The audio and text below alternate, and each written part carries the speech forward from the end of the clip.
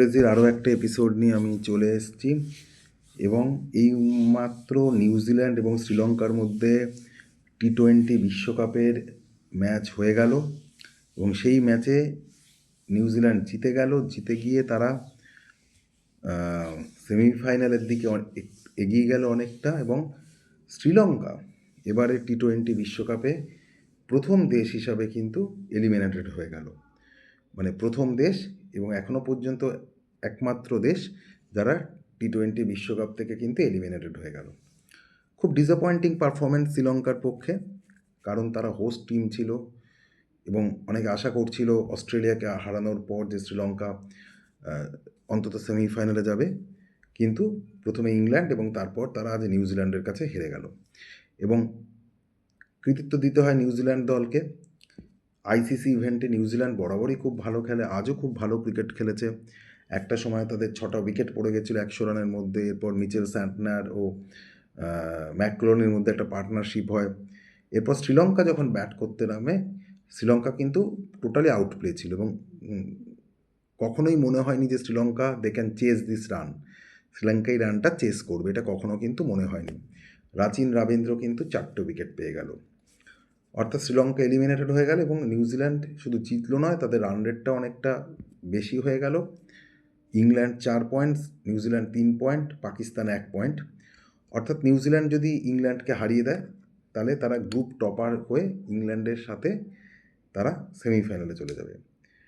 England যদি নিউজিল্যান্ডকে হারিয়ে দেয় তখনই পাকিস্তানের একটা চান্স আসবে, বাট সেক্ষেত্রে তাদের একটা বড় রান রেটে জিততে হবে।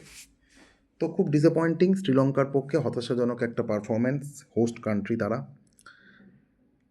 এবার টি-20 বিশ্বকাপে কিন্তু যেটা দেখা যাচ্ছে যে সাবকন্টিনেন্টের যে দেশগুলো তারা কিন্তু they are struggling against spin bowling.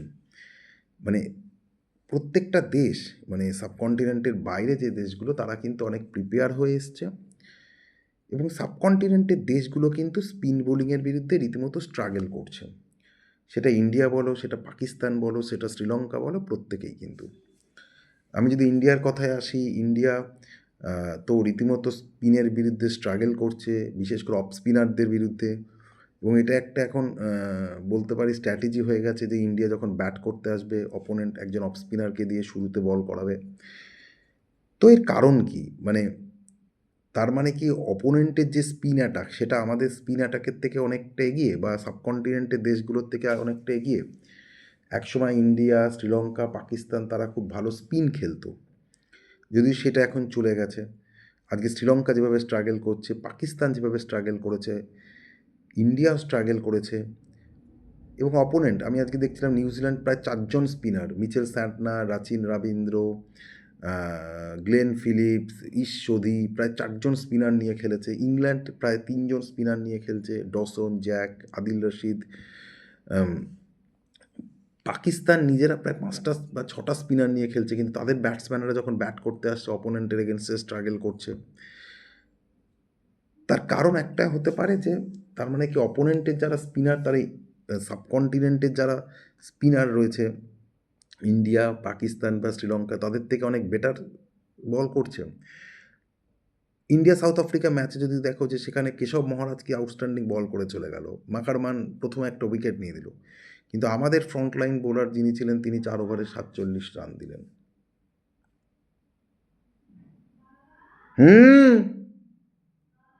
কি? হ্যাঁ, হ্যাঁ, বার কর, করে নে।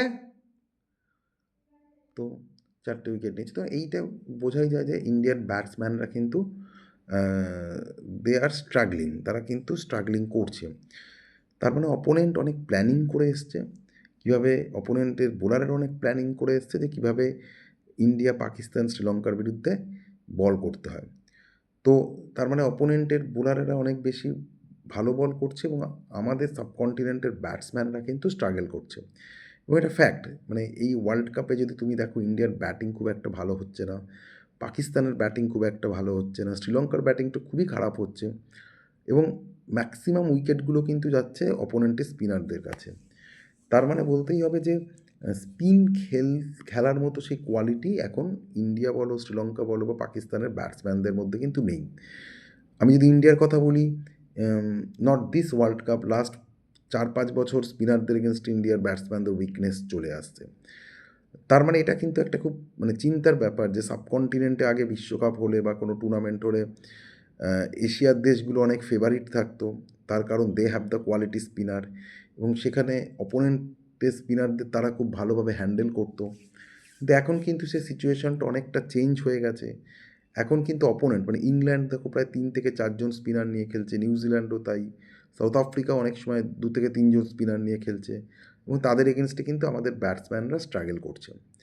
সুতরাং এই যে সাবকন্টিনেন্টে খেলারও মানে দেখো, এটা তো ঠিক যে টি-20তে এখন বোলাররা প্রচুর ভ্যারাইটি আনছে, প্রায় 6টা বল 6 রকমের করছে, কিন্তু তা সত্ত্বেও বলা যেতে পারে যে এই যে সাবকন্টিনেন্টে যখন খেলা হয়, বিশেষ করে শ্রীলঙ্কায় যেখানে স্পিনারদের ডোমিনেশন অনেক বেশি থাকে, সেখানে গিয়ে কিন্তু দেখা যাচ্ছে যে সাবকন্টিনেন্টের ব্যাটসম্যানেরা স্পিনার খেলতে পারছে না, সেখানে অপোনেন্ট সেটা সাউথ আফ্রিকা হোক, সেটা নিউজিল্যান্ড হোক, সেটা ইংল্যান্ড হোক, তারা অনেক ভালো স্পিনটা খেলছে।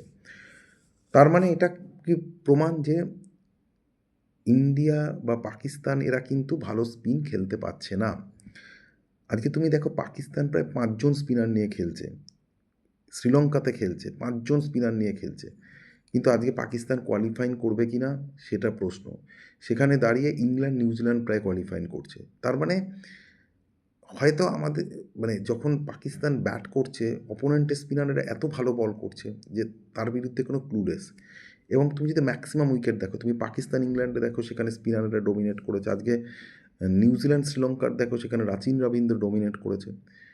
তার মানে অপোনেন্ট 3 থেকে 4 জন স্পিনার খেলাচ্ছে, দে হ্যাভ প্রিপেয়ার্ড, অনেক প্ল্যানিং করে এসছে, এবং তাদেরকে খেলার মতো কোয়ালিটি আমাদের ব্যাটসম্যানরা দেখাতে পারছে না। আজকে ইন্ডিয়া যখনই ব্যাট করতে আসছে, অপোনেন্ট কী করছে, অফ স্পিনার দিয়ে শুরু করছে, এবং তুমি যদি দেখো যে পাওয়ার প্লেতে ইন্ডিয়া 2-3টে উইকেট হারাচ্ছে।